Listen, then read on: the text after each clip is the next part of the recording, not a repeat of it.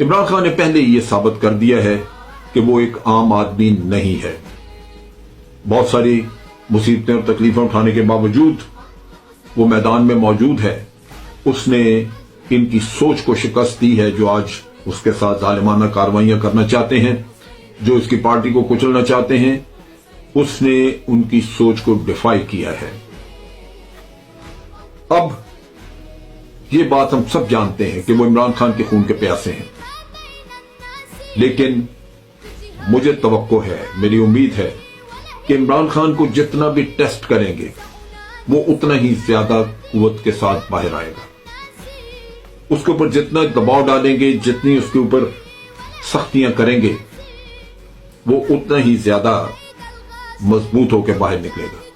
اس کی وجہ یہ ہے کہ اس نے ایک لیڈرشپ کا رول ایزیوم کر لیا ہے، اس نے رکھ لیا اپنے لیے لیڈرشپ کا رول، اور وہ سمجھتا ہے کہ آج تاریخ میں اس کا نام اور وہ ایڈورسریز جو آج اس کے خلاف ظلم و ستم کر رہے ہیں ان کا نام ایک ہی طرح سے نہیں لکھا جائے گا. ایک طرف غلیظ حروف ہوں گے، دوسری طرف شاید آپ دیکھیں گے کہ سنہرے حروف ہوں گے. سو یہ وہ چیز ہے جو کہ آج اس کو مضبوطی سے کھڑا رکھے ہوئے ہے. وہ بھاگا نہیں یہاں سے، اس کی جائیدادیں باہر نہیں ہیں، اس کی اولادیں نہیں ہیں جو یہاں پہ تیاری کر رہی ہوں کہ ان کو حکومت چاہیے. وہ اکیلا تنہا آج موجود ہے میدان میں ہر طرح کی سختی برداشت کرنے کے لیے.